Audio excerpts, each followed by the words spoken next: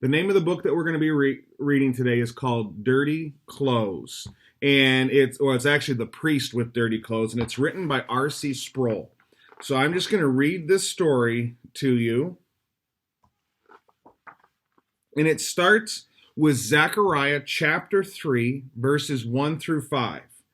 And this is the vision of the high priest. And it says, "Then he showed me Joshua the high priest standing before the angel of the Lord, and Satan standing on his right hand to accuse him. And the Lord said to Satan, 'The Lord rebuke you, O Satan. The Lord has chosen Jerusalem, rebuke you. Is not this a brand plucked from the fire?' Now Joshua was standing before the angel, clothed with filthy garments. And the angel said to those who were standing before him, 'Remove the filthy garments from him.' And to him he said, 'Behold, I have taken your iniquity away from you, and I will clothe you with pure vestments.' And I said, 'Let them put a clean turban on his head.' So they put a clean turban on his head and clothed him with garments, and the angel of the Lord was standing by." The story begins. Darby and Campbell McFarland lived near a beautiful lake in Scotland, Loch Lomond. 7-year-old Darby was always finding ways to get herself and her little brother Campbell into trouble. One day, after it had rained, they went outside to play. "Let's make mud pies," Darby said. The children pretended they were bakers. They found some mud and rolled it, patted it, and fashioned it into pretend cakes and pies. As they played, they wiped their hands on their clothes, spreading mud all over themselves. They laughed and giggled as they got muddier and muddier. You know, that's exactly what Charlie and Autumn and Katie were doing last night when we were having a cookout. They were playing in all the mud. When their mother saw them, she did not laugh. "Just look at you. You look like mud pies yourselves," she cried. "Hurry and take off those filthy clothes, and I'll give you both a bath." After the children were clean, their mother looked at the muddy clothes. "I'll never be able to get these dirty clothes clean," she said to herself. Just then, a knock at the front door. It was the children's grandfather. As Darby and Campbell rushed in to hug him, Grandpa grinned and said, "It looks like someone made a mud pie bakery in the front yard." The children giggled. "It seems that our little bakers have ruined their clothes," Mom said. "That's too bad," Grandpa said, "but it reminds me of a strange and wonderful story." And here's a picture of how muddy the kids got when they were making their mud pies. "Oh, tell us, please," Darby begged, pulling Grandpa toward the sofa. As soon as they were all seated, Grandpa began the story. Many years ago, in a faraway land, the people of a small village crowded into a large church.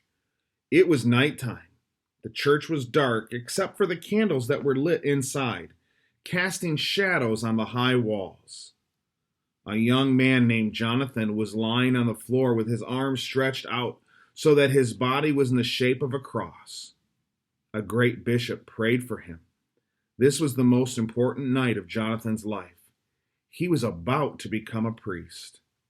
At the end of the ceremony, the bishop gave Jonathan the special clothes of a priest.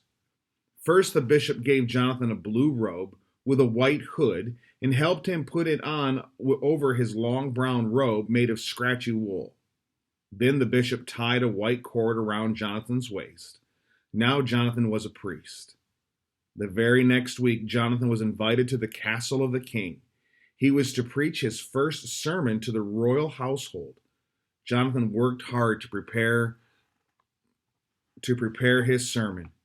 He wanted it to be his very best. When it was time for Jonathan to go to the castle, it was raining very hard. Jonathan didn't want his new special clothes to get wet, but there was nothing he could do. He pulled the hood of his robe over his head and set out for the castle. As Jonathan and his horse made their way to the castle, the muddy robe became more and more slippery. Suddenly the horse slipped and stumbled, and Jonathan fell off. Jonathan was not hurt, but he was muddy from head to toe. There was mud on his face and on his shoes. There was mud all over his blue robe. The white cord was no longer white. Jonathan was very upset. Jonathan tried hard to clean himself off, but there was no way he could clean his clothes and get to the castle on time. He thought about running away. He didn't want to preach in front of the king in such dirty clothes. The king just has to understand, he thought. So Jonathan kept going until he reached the castle. When he arrived, Jonathan hurried into the castle. He looked for a place to clean himself, but the tower bells began to ring. It was time for the royal household to gather to hear Jonathan's sermon. Slowly, Jonathan walked to the place where he was to stand and opened his Bible. As soon as the people saw Jonathan's dirty clothes, they began whispering.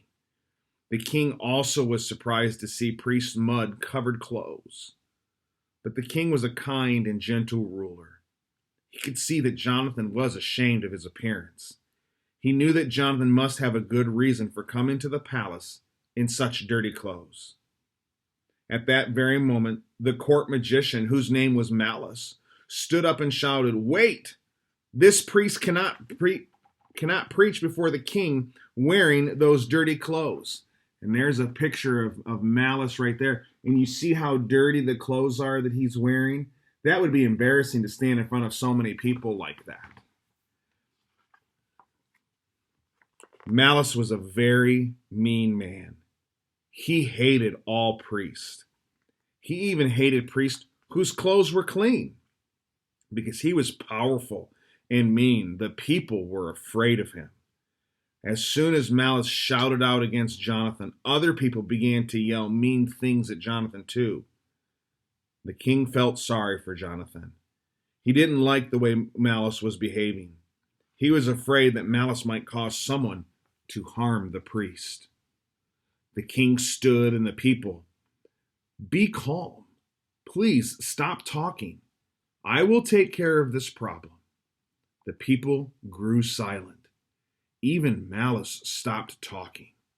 The king then asked Jonathan to come forward.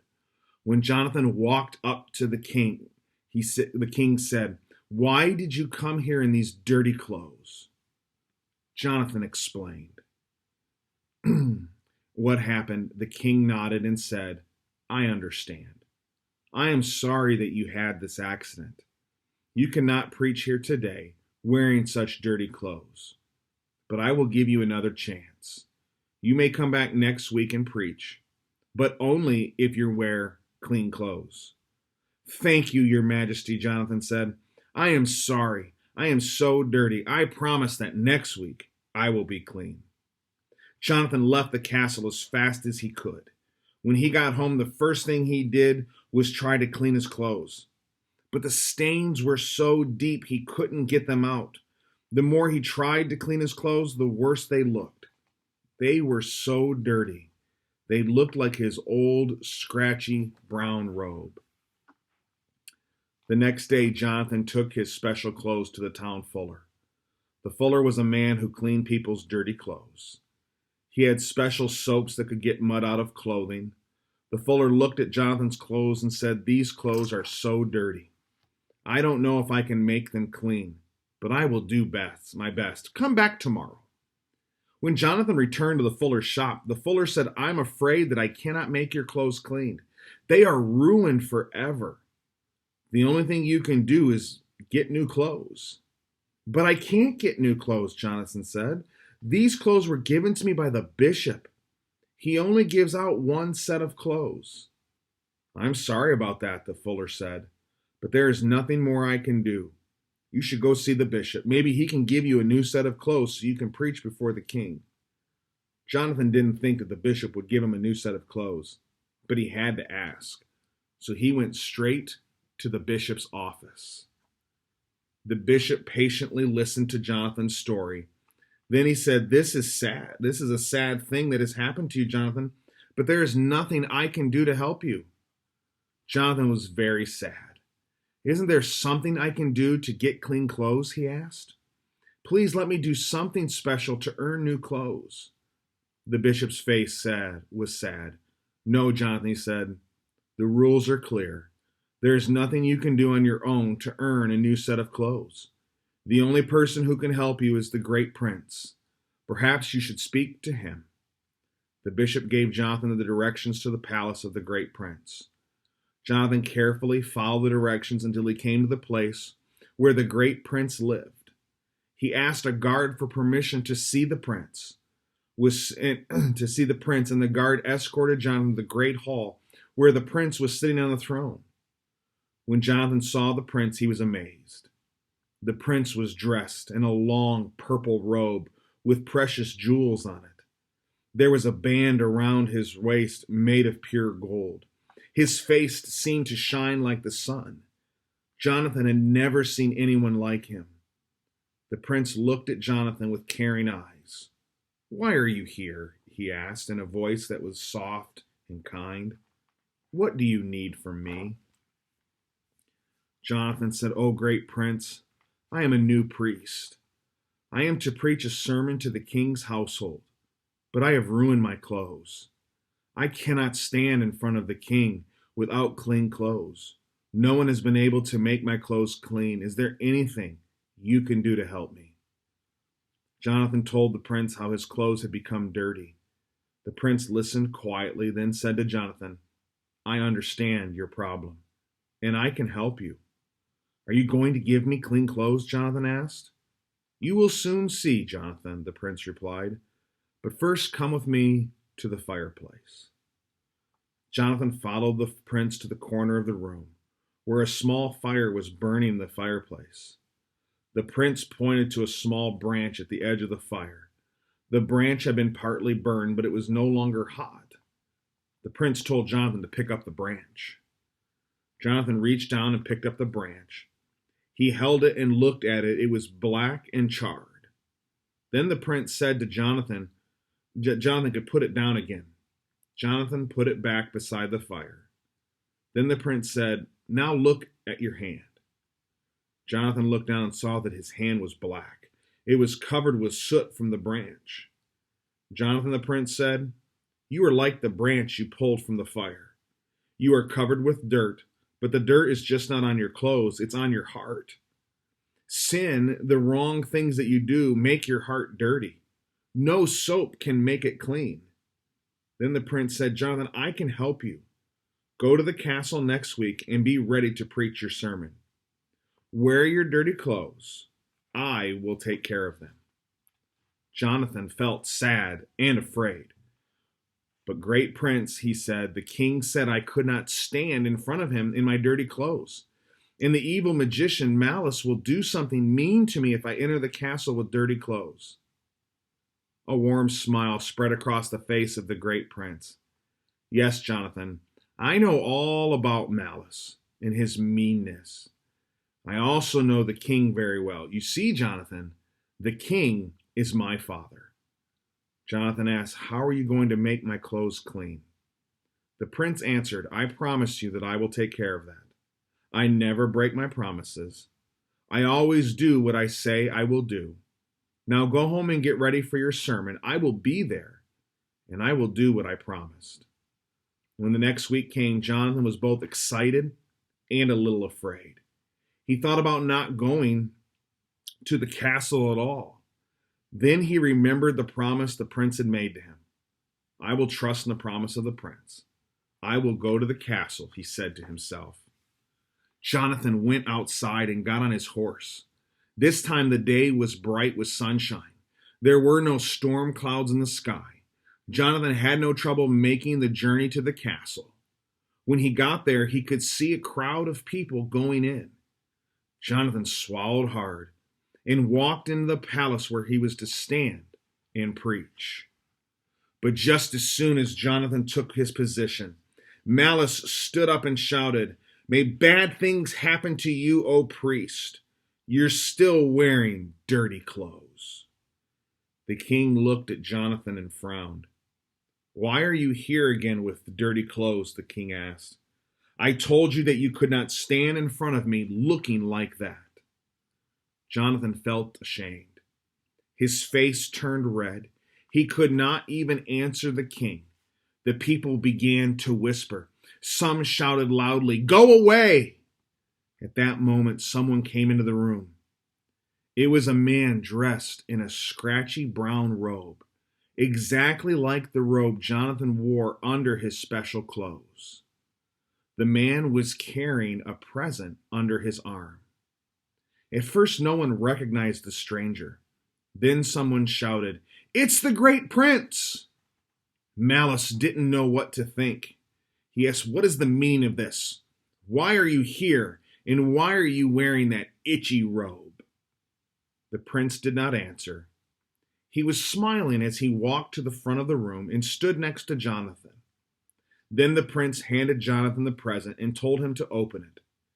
Everyone watched Jonathan as he carefully opened the gift the prince had given to him. Jonathan's eyes grew wide when he saw what it was. It was the perfect present. Inside were the beautiful clothes that belonged to the prince. The prince smiled again at Jonathan and said, "These are the clean clothes I promised you. They are yours forever. They will never wear out. There is not a spot of dirt on them. Nothing can make them dirty. They are perfect for you." Then the prince said to Jonathan, "Take off your dirty clothes and give them to me." Jonathan took off his dirty clothes and gave them to the prince, and the prince put them on himself. Next, the prince said, "Put on my clothes and preach your sermon." Jonathan's hands shook as he put on the prince's beautiful clothes. When Jonathan was dressed, the prince said to the king, "Father, may Jonathan now stand in your presence? He is one of my people." The king was pleased. He said to the prince, "Yes, my son. As long as he wears your clothes, he may stand in front of me." Jonathan was filled with joy. "How can I ever thank you for being so kind to me?" he asked the prince. The prince said, "If you are really thankful and if you really want to show that you love me, then keep all the commandments that I give to you." "Oh, I will," Jonathan said. "I want to be good enough to wear your clothes." "But you cannot be good enough, Jonathan. You must live your whole life trusting in my goodness while you wear my clothes." On that day, Jonathan preached his best sermon ever, and he spent the rest of his life preaching about the great prince. He wore the prince's perfect present until the day that he died. Grandpa turned to Darby and Campbell and said, "That is the end of my story. Did you like it?" "Oh, yes," the children replied. "Do you think that if we could find the great prince that he would give us clean clothes too?" "Yes," Grandpa answered. "He gives clean clothes to everyone who believes in him. But they are not clothes like the ones you ruin today. The great prince gives new clothes for your hearts." The dirt that we get on our clothes can sometimes be washed away. But we have a bigger problem. When we sin and do wrong, our hearts become so dirty that we cannot stand in front of God. For us to be able to be friends with God, we need to have the dirt on our hearts cleaned away. This is what Jesus does for us. He forgives us by taking the dirt from our hearts and putting it on himself, just like the great prince took Jonathan's dirty clothes and wore them. So when God looks at us, he doesn't see the dirt on our hearts. Instead, he sees a heart covered by his son's clean clothes. If you trust in Jesus and believe his word, your heart will be clean.